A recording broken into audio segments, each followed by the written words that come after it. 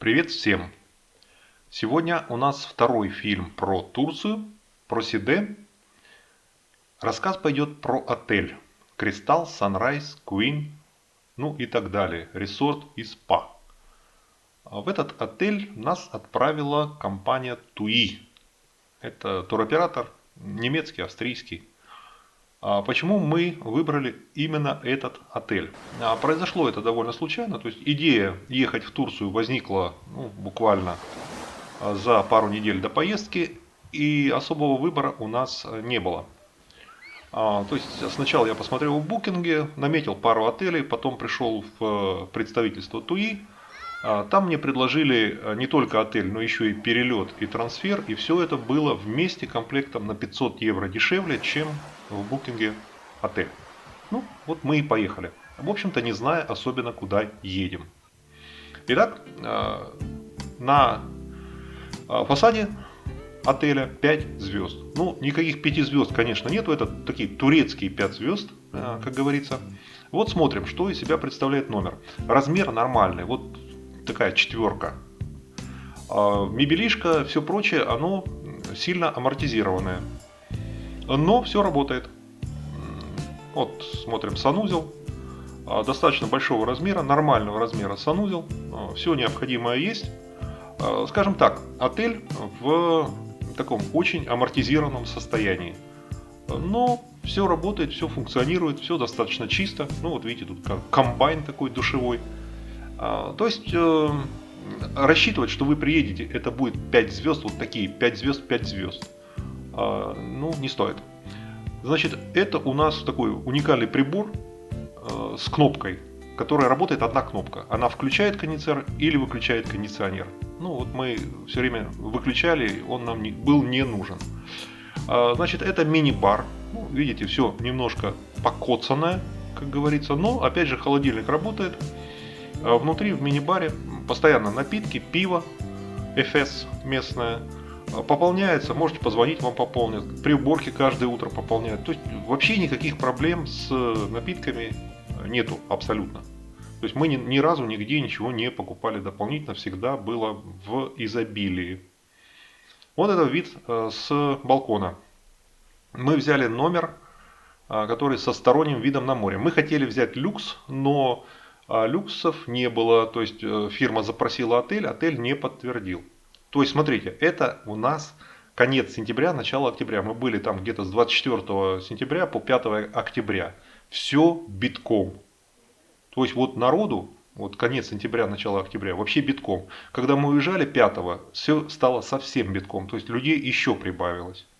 То есть там, похоже, активный сезон как раз только начался. Ну вот это вид с террасы в другую сторону. Там видно море, видно какие-то там окрестности. Мы хотели, сначала идея была, ну давайте-ка сходим, может быть мы поменяем, апгрейд сделаем. Но потом я заметил одну интересную вещь. То есть интернета в отеле в принципе нету. Wi-Fi есть только на рецепции в общих зонах. В некоторых общих зонах на рецепции есть. Вот. А по номерам нету. В принципе нету. А у нас интернет работал. Великолепно. Причем с хорошей скоростью, быстро. Кино можно смотреть. Почему это было? Мы на первом этаже прямо над рецепцией. И до нас добивало. И, в общем-то, мы решили не заморачиваться. То есть, взять номер чуть-чуть поновее и при этом лишиться интернета, ну, мы выбрали не дергаться. И не пожалели об этом абсолютно. Ну, вот вид на отель. Вот видите, он такой, на холме такое впечатление стоит. Все такое ярусами. Передвижение никаких проблем не представляет. Есть лифты, все работает. Так что вот путь до пляжа у нас занимал где-то минуты 3-4 у тебя займет путь до пляжа. А теперь давайте про пляж. У отеля есть вот своя зона пляжа, свой участок с лежаками, зонтиками. И смотрите, я стою в море. Дно песчаное. Я про это говорил в прошлом ролике, про вот этот вопрос. Видите камни? Вот эти камни есть в воде. Но есть фарватеры. То есть надо быть очень внимательным, надо заходить очень аккуратно. Надо найти себе дорожку, чтобы заходить в море так, чтобы там не поранить ноги. Это возможно. То есть когда вы найдете себе вот правильную тропинку, вы увидите, что все, в общем-то, отлично. При этом море теплое, заход плавный, там на дне песок. Купаться одно удовольствие, ветра практически никогда не было. Вот у нас, я в прошлом ролике говорил, из 11 дней выпал один день с дождем, с ветром. Все остальные дни, то есть 10 из 11, были просто великолепная погода летняя. Днем там 28-32, ночью 20-23. Море было стабильно где-то с утра 25, после обеда к обеду 26 градусов. То есть море теплое, ну, настоящее лето. Вот смотрите, смотрим там песок, ну, тут камни. Качество песка я уже упоминал в прошлом ролике, оно не идеальное. То есть есть какие-то ракушки, какие-то камушки. То есть прогуливаясь по берегу, по песку надо тоже смотреть под ноги, чтобы ничего себе там не порезать. Теперь, что касается лежаков. Лежаков не хватает. То есть надо лежаки занимать и делать это с утра. То есть вот смотрите, вот это вечер. Лежаки, кстати, очень хорошие. Обычная пластмасса, но сверху вот такие матрасы. Зонтики большие, нормальные. То есть вот к качеству самого оборудования, оно не очень новое, но оно все абсолютно функционирует. Вопросов нет. Но к количеству вопросы есть. То есть если ты не выйдешь там к 8:30 самое позднее, то шансов занять лежак у тебя уже практически не будет. То есть там реально количество лежаков меньше, чем количество постояльцев отеля. Вот это надо себе... А на ночь, вот с ночи занимать нельзя. Вечером охрана убирает все полотенца, сдает в спа. Значит, все полотенца получаются в спа. Это по дороге на пляж у нас было. Тебе дают карточку при заселении, ты эту карточку меняешь на полотенце. В конце ты полотенце сдаешь, получаешь карточку. Полотенце меняешь, пожалуйста, каждый день без проблем. Все полотенца такие тоже амортизированные хорошо, с какими-то там, с бахромой уже. Ну, они нужны, чтобы на них лежать. То есть они не новые. Вот смотрите, народ купается. В общем-то, на пляже нам понравилось. Мы проводили на пляже время где-то с 11 часов и до 2. В 2 часа мы шли на обед. Значит, что касается туалета, там ноги помыть, это все прямо при выходе на пляж. Вот в отеле есть 3 выхода. У каждого выхода располагается вот это ноги помыть, душ и там же туалеты. Причем туалеты прекрасно оборудованные. Такое ощущение, что новое все сделано, с большим количеством там и кабинок там же. Ну, то есть сделано все очень-очень хорошо. Значит, что касается воды на пляж. Можешь брать из номера, можешь там в ресторан, тоже при выходе на пляж есть. Там стоят холодильники с водой. Самообслуживание. Просто подходишь, открываешь холодильник, берешь бутылку воды и все. То есть все это бесплатно, все это all inclusive. Значит, вот это променад. Променад проходит вот между отелем и пляжем. А вот слева видите эти домики, это можно такой взять, ну это стоит 30-40 евро в день, но мы не брали, это смысла нет никакого. Ну тоже как бы такой пляжный вариант. Променад идет вплоть до Сиде, 3 километра от этого отеля до Сиде, до старого города, где амфитеатр, где там колонны стоят, где старый город, там все такое. 3 километра ровно, там 3 километра 50 метров, что-то такое. А пешком мы, не торопясь, шли около 50 минут. Ну, можно если вот, так сказать, постараться за 40 минут дойти. Но это такая приятная прогулка, жары особой не было. И мы прогулялись, мы пару раз ходили.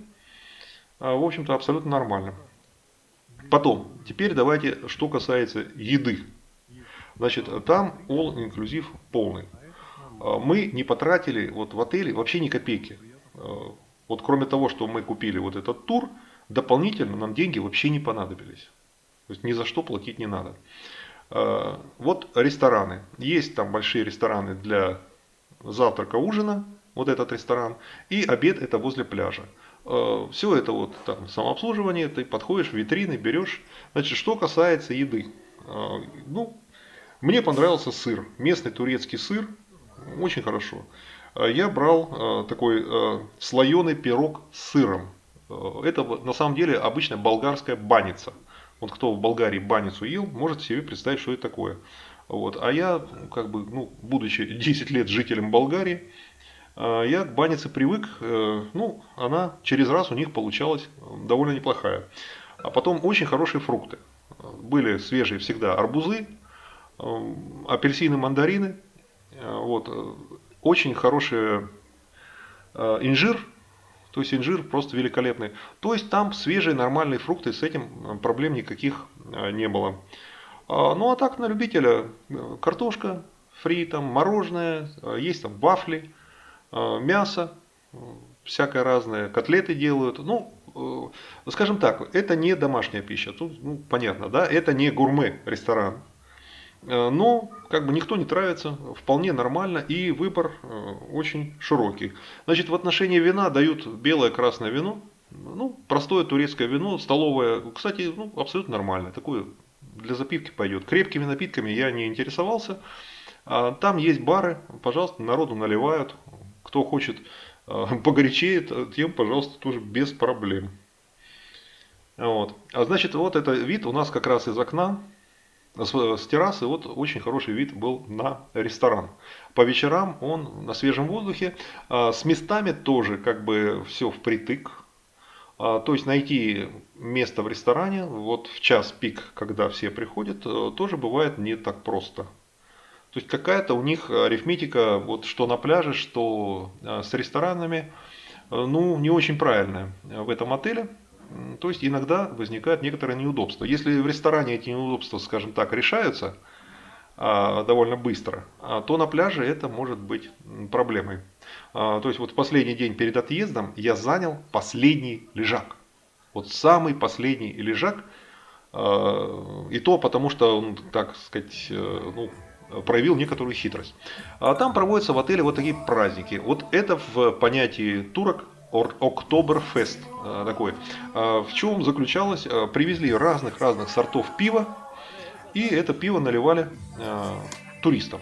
Туристы основная масса немцы, довольно много россиян. Есть всякие там и Люксембург, и Швейцария, кого-то, ну понятно, вся из Скандинавии и так далее. Но основной контингент это немцы. Ну вот устроили Октоберфест в виде различных сортов пива, причем пиво было включительно чешское, турецкое, ну, как бы не совсем баварское. Так, то есть, в принципе, с едой можно не заморачиваться. Мы не ходили ни в какой другой ресторан, ни какие-то там, абсолютно нет. То есть, всего достаточно на территории отеля. Значит, по территории, как ходить. Сама территория, вы видите, она такая ярусами сделанная. Вот лифты. Есть лифты, которые работают, которые, в общем-то, недолго ждать. Какой-то проблемы, я просто в отзывах читал, вот какая-то проблема, дойти там из нашего, дойти до пляжа. Честно говоря, я этого не заметил. Вообще, отель, скажем так, как соотношение цена-качество, ну, это нормально. Мы заплатили 2700 евро за 11 дней, включая перелет на двоих, трансфер автобусный из Анталии до Сиде, и вот проживание все включено. 2700. Я считаю, что это нормально. Ну, может быть, были предложения дешевле, были предложения дороже, но вот цена-качество. Очень важным оказалось наличие, в общем-то, у отеля пляжа с лежаками. Ну, всякие другие вопросы.